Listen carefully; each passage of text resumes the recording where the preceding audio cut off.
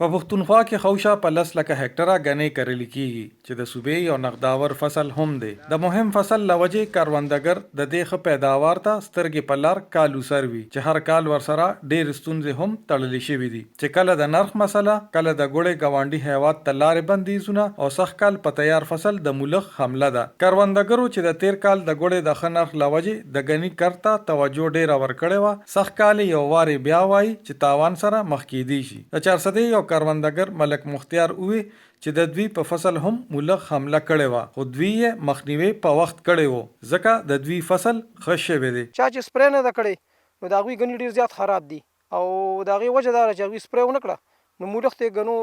نه داسې کړل چې بیخي یې خټې کړې، تک تور دي، اپاندم چې کوم دی نو سارو دپاره نقصان دی او ګوړ هم پکې نشته، کم هم ده پکې. اوس د هغې باوجود هغوی پکې چینی اچي نو یو خو د چینو هم تاوان شو، بلې بیا هلته کې ګوړه هغه شان ریټ نه کوي څنګه چې دا صفا ګوړه ریټ کوي. نو شکر زموږ دا غني صفا دي او په دې وجه باندې موږ دا 2 سپریګانې دې باندې وکړې. د هغې نه مخکې موږ دې کې چې کله تلی واړولې دې کې موږ تیمیټ واچول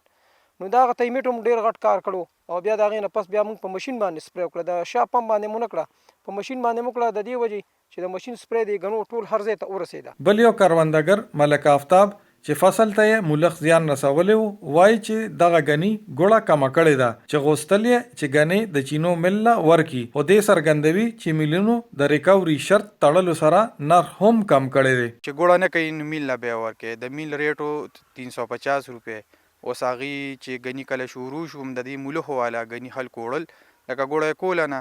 هغې بیا یوړل میل ته، میل والا چې هغوی هم پرې دغه وکړو نو ریکوري پکې کمه وه، ایوه ته ریټ راغورځو 250 یې کو نو اوس مجبورا ګوړه خو کوي نه،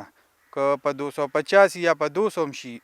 نو دا زمیندار به هلته وړي ځکه چې خرچې پې دې خوا ډېرې کېږي. د خزانې د چینو د مل منیجر طالمن خان په دې هکله سپینوي چې دوی هر کال د سرکاري نرخ نه زیات نرخ د غني لپاره کاروندګر ته ورکړی دی، خو غني کې چې د چینو مقدار کم وي نو نرخ به یې کم وي، خو دوی بیا هم دغه غني اخلي.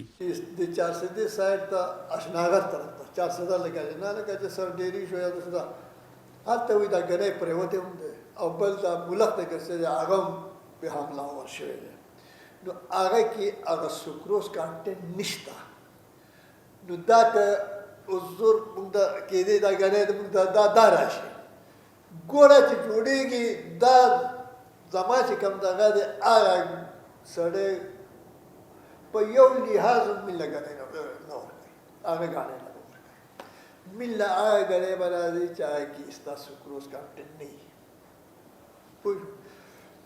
نو اوس موږ ګورو موږ دغه دی خپل ریټ د کوم چې ښه غنی دی هغه لپاره موږ څه 300 روپۍ پر 40 کېجي هغه موږ ورکوو. زری پوهان وایي چې غنی کالیز فصل دی او د ښه پیداوار لپاره یې ښه تخم سره د خصمانې خیال ساتل ډېر ضروری دي چې سخت کال د یوې سټې ګوړې نرخ هم زیات دی چې د زیات فصل اغیزمن کېدو سره دغه نرخ د ګوړې لوړېدی شي. ملک وقاص، وایس آف امریکا، ډیون نیوز 400.